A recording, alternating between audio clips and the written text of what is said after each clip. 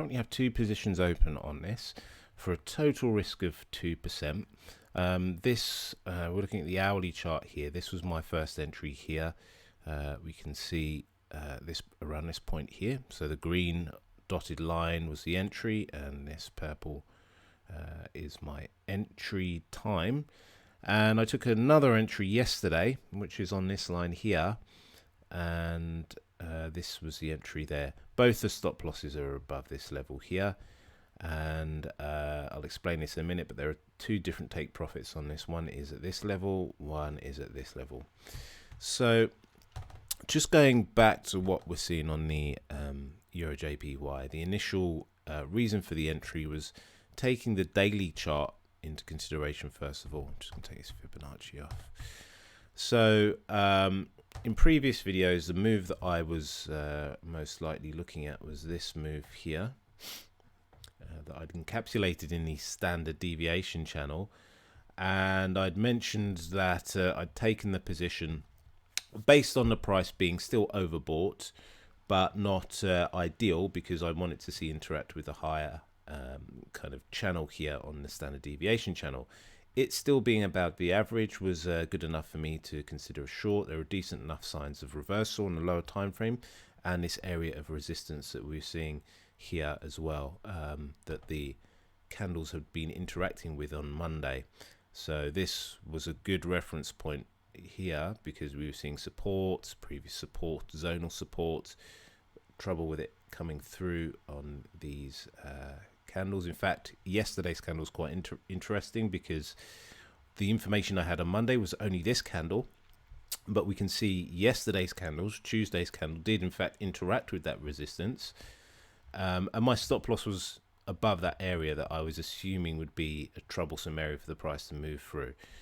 So we've seen the price kind of move away from my initial entries and kind of oscillate away, and it's the trade's clearly gone against me in terms of the price, but I'm still comfortable with the trade because I'm not overall wrong on this trade as yet. Because what I'm looking at now is from yesterday's candle. This gave me a bit more context. This is kind of a toppy type candle that's interacted with our upper a new standard deviation channel up around the price here, and it's interacted with the upper edge there, which gives some indication that the price could fall away and find some movement downwards to possibly the average here, or even further to this lower line here. So there are, there's good reasons still to be short in here, and if there's nothing wrong with the trade, or there's nothing wrong with the price action for me, there's no reason to be out of the trade. I'm not wrong on this. I would be wrong on this should the price start to make higher highs and higher lows, and I've positioned my stop loss accordingly for that, because what I'm deeming is these moves here are the lower highs, these are the lower lows. Should the price move past the previous lower high, it means the price isn't making those lower highs anymore. So that's a good time to be wrong. It's a good time to be out of the market.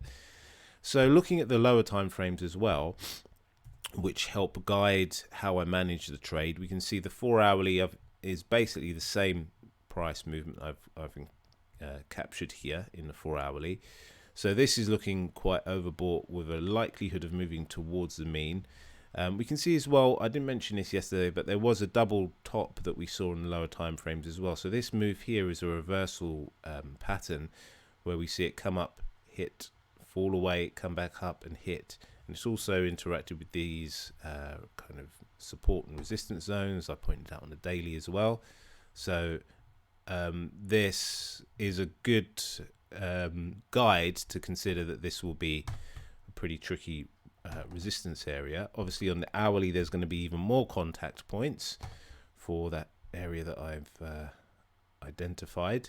So we can see here the double top, some support here, zonal support, and it will go back as well. But the way I am playing this at the moment, I did have an initial entry here, which was based on seeing this price action move down. Move down here. Right, so at the time I entered, the price was still moving within this kind of channel in the standard deviation, and that was congruent with what the other time frames were saying as well. Now the price did move away and go against me, come near to that resistance area there, so not, you know, quite hit my stop, quite a way off, but it came up, tested that, fell away. And what I did yesterday, sometimes I will do this, I will add to a position, and I added to the position yesterday when I started to see this. So the price had fallen away, it kind of pulled back, and it started to make a kind of this movement here. So all I would have seen at the time of entry was that.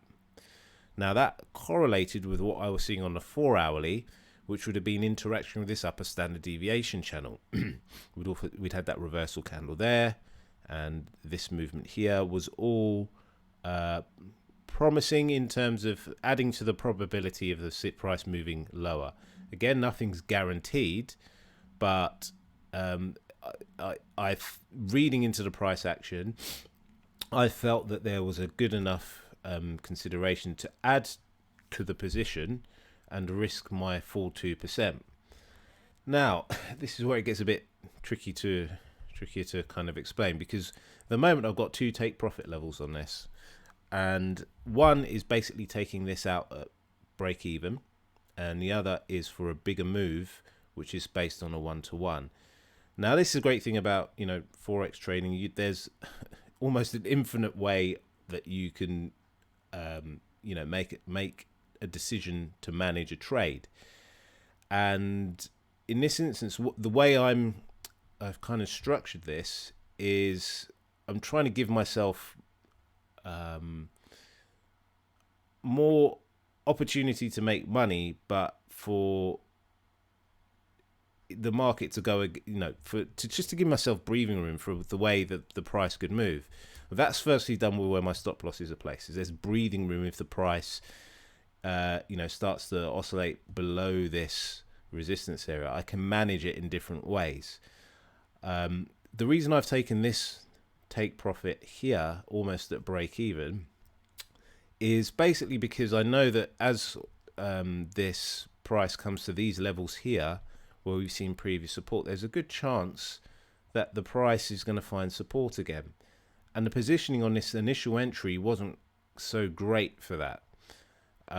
So what the play here is essentially to take this this position out here, yeah, near break even, that first one, and to let this initial one run for 1-to-1. Now, those of you that are familiar with the, you know, reward to risk will notice that this is giving a reward to risk, you know, less than 1-to-1, because I've basically got 2% in total at risk here, because both the stop loss is up here. So should the price reverse on me, go against me, I would lose £100 on both of these positions, so 200 in total. And in this instance, the break even would be about, you know, it's just over, you know, maybe £5 in total that would reach, and then £100 on the other position. So the reward to risk is out of whack on this, but what I'm aware of is the probability that I'm paying to. I've assessed the higher time frames to consider that this is a higher probability trade, and really these are the kind of positions that I want to get in on. So it comes down to having enough trades really to understand that reward to risk is important. And depending on what type of strategy you trade, it can in fact be a case where you're taking positions which are less than 1-to-1 in terms of reward to risk, but overall you still have a profitable strategy. It really comes down to the frequency with which you have success versus when you take a loss, because ultimately, let's say this in this approach, let's say that, you know, 90% of the time, so I've got a pretty high strike rate. I don't know, I'm making £100, and then, you know, the other 10% I'm losing £200. It's still a profitable strategy, even though the reward to risk is not 1-to-1. It's in fact often less than 1-to-1.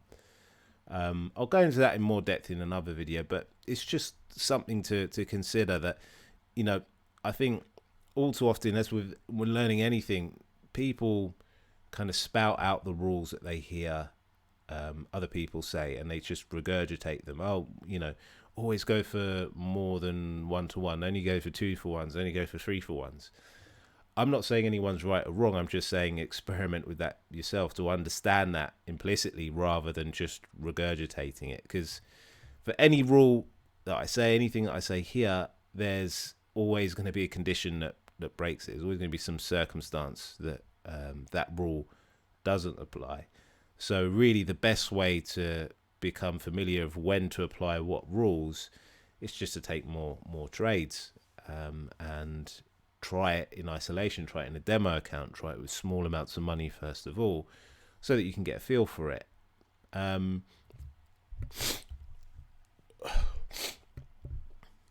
So yeah, hopefully that makes sense. And in this position here, another thing to bear in mind is I opened this position on Monday, and having a position open earlier in the week gives me a lot more maneuverability in terms of managing that position, because really at the moment the context of this trade is probably based more on the higher time frames than the lower time frames. This price structure here on the 4-hourly and that we're seeing on the daily is the main context. It's a bit more choppy on these lower time frames, sideways movement. So given that each of these bars is 4-hourly, and I'm anticipating a move to these kinds of levels, that's not going to likely happen within a few hours, a few minutes. It's going to take, possibly, if it does go in my favor, it would take possibly 2 to 3 days now. Now that wasn't the initial premise on the original entry, but things change, and it's trying to maneuver around that. So having a position like this open on Monday with the rest of the week to manage the trade is viable. If I were to take a position like this on, let's say, a Thursday or a Friday, then I would seriously be considering how can I close out this position before it goes into the weekend, because those 2 days when the market's closed, I lose control over how I can manage it, because the market's effectively shut. It could open and gap at a higher or lower price, but effectively I've lost some of that control. So this is one of the advantages of having trades that earlier in the week, looking only to take a few percent out of the market, rather than trying to constantly trade. Look for the quality over the quantity. And as you'll see from Monday's video, I wasn't 100% on this setup. I wasn't happy with the fact that when we were looking at this move, standard deviation channel move here, this would have been the candle that I was looking at, and my comments were, I prefer it to be up here rather than here, interacting with the upper edge. But I was still okay with that because time was on my side in terms of the way that I could manage this. So definitely this is something that is worth bearing in mind, that time is probably one of the most important things. It is the most important thing that you've got to factor in. It can seriously help your trade or hinder it. And if you can use it to your advantage and just have that at the back of your mind, how long is this trade going to take to come to fruition? It's a good way to consider how to manage your trade. But okay, that's enough on this one. 2 positions in this, looking for overall around a £100 profit on this. I may manage it differently if I see some different price action on the lower time frames, but that's the plan. I'll update that tomorrow as well. Let's just have a look there. Just gonna have a quick flick through the market. I'm not really looking to take any other positions at the moment, but just to have a look at what we can see. And each time as well, you may be familiar from my approach from other videos, but what I'm doing here is looking at the daily first of all for opportunity. And if the daily doesn't give any signs of that, then I'm not really looking at the lower time frames. And in the daily, what I need to see is signs of a trend, so lower lows, lower highs. And if I'm going to short the market, the price needs to be overbought. So using this standard deviation channel that I put around the price, overbought means that it's going to be in this upper kind of part of the channel. If I'm selling the market, if I'm going long in the market, then I want the price to be oversold. So it would need to be something like, now this is just an example of the price action I need to see, not necessarily a time frame, but what I'd need to see is the price making, if you just look at this part here where the standard deviation channel's around, higher highs as we're seeing here, higher lows, and to buy this it would need to be in this lower part of the channel here rather than the higher part here. So this approach is pretty quick in terms of how we can assess the market, because I'm literally just cycling through looking at the daily here, and it's just a really quick decision. So this one is a no for me. No. This one is this one I need this candle to close, so I'm looking for reversal candles ideally off of the upper edge of the standard deviation channel. So this may be one that I come back and look at tomorrow, because what I need is for this to show a reversal candle and the price to move past the low, and then the price action in the lower time frames to correlate to that as well. So lower lows and lower highs in the lower time frames. This isn't ready for that yet. So next, this is interesting, but still not quite there. We've got some nice higher highs. It's here, higher lows here. There's been some congestion around here. So this level is looks like it's going to be or has been support as well. The way the price is kind of grouped around this level, you can see it goes back as well. So the price moving lower than that is going to be tricky. We've seen some very bottom type candles interact with that level as well. But as I've probably mentioned in other videos, this price action that we're seeing on the 4 hourly isn't congruent with what we want to see on to go long on this. So we're thinking to buy this market, but the 4 hourly at the moment is still very bearish in terms of this move here, or at least retracing.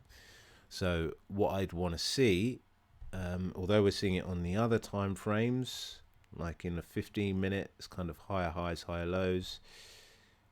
Hourly, definitely higher highs, higher lows.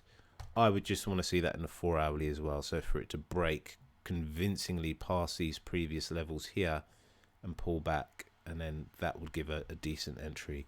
So that would probably also mean a move past the high of these candles here on the daily.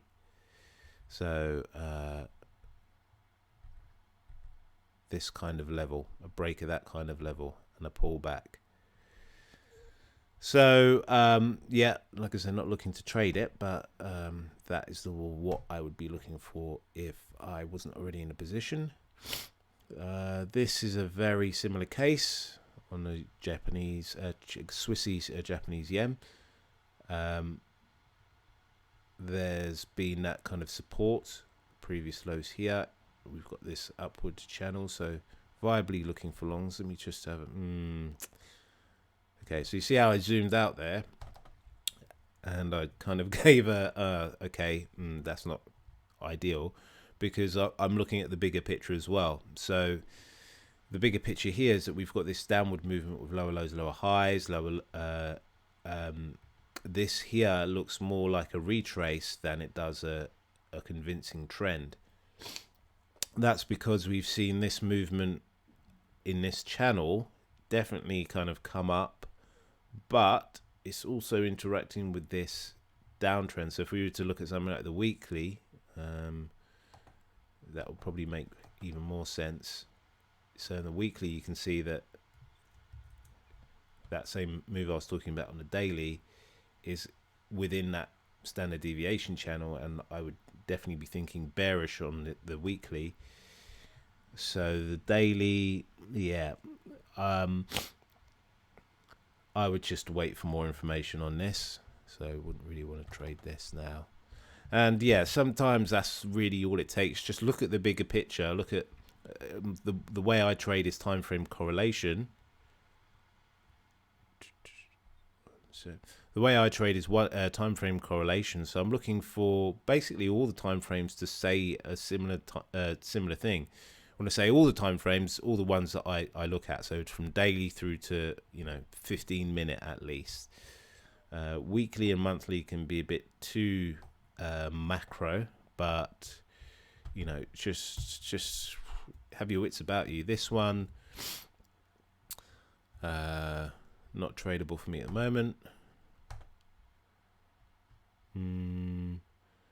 Be looking for shorts on this, but there's better stuff out there really.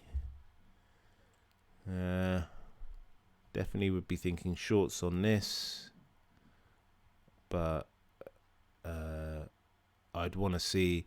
So if today's candle closes like it is now, I mean it's only 10 a.m. in the UK here, then potentially that would be a nice reversal off of this resistance that we're seeing, right? Interaction with these previous lows, these previous highs, and a move past the low would be a viable entry. So I'll be looking for lower lows and lower highs in the lower time frames, but that's one to consider tomorrow.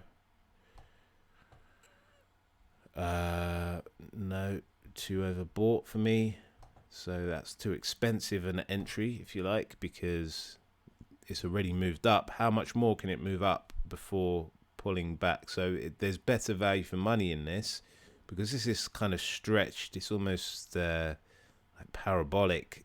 What would be better in terms of entries, just to see it come back to the average, come back to the mean, to allow for better value for money. So that's not an entry. Ready to discuss this. No. No. No. No. No. No. No. No. No. No. No.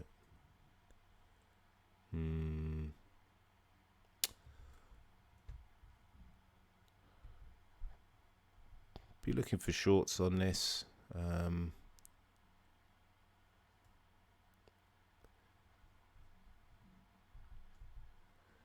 Yeah, there's potential in this. What I'd want to see is a definitive break of this support level that we're seeing on the 4-hourly. God, that looks a bit confusing, doesn't it? So we've got this channel, which the price is within, lower lows, lower highs. It's kind of breached it, which is the same move we're seeing here on the daily as well. But it's only kind of tickled it, and it's moved back with inside. So there's good context for downtrend to be bearish.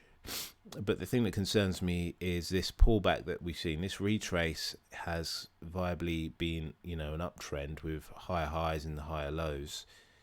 So for me to be more bearish on this, what I'd want to see is that to be echoed in the 4-hourly.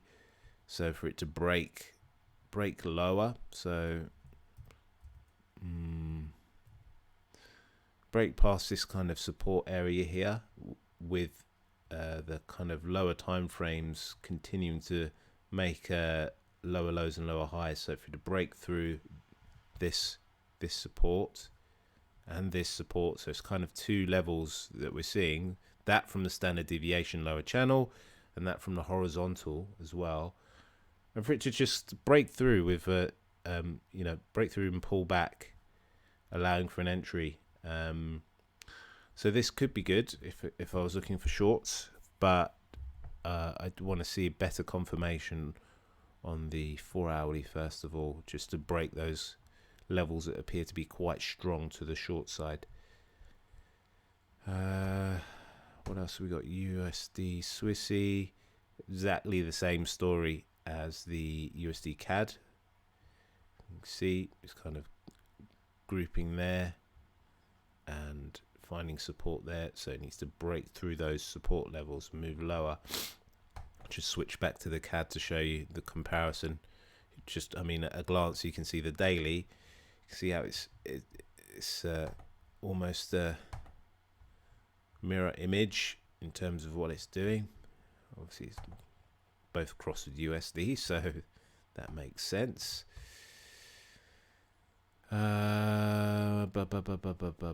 This one exactly the same, USD. So those are three very similar trades, although 4 hourly on this, so that daily on the USD JPY is similar to the other ones I looked at, the USD Swissy and USD CAD. The 4 hourly on this is slightly different story. No, it's pretty much the same story. So those are quite correlated at the moment in terms of what those time frames are saying. So very similar trades on USD CAD, USD Swissy, and USD JPY. And if I were looking to trade, I would not trade all three of those because of that correlation. All right, I'm only looking to be in one position, ideally, at a time.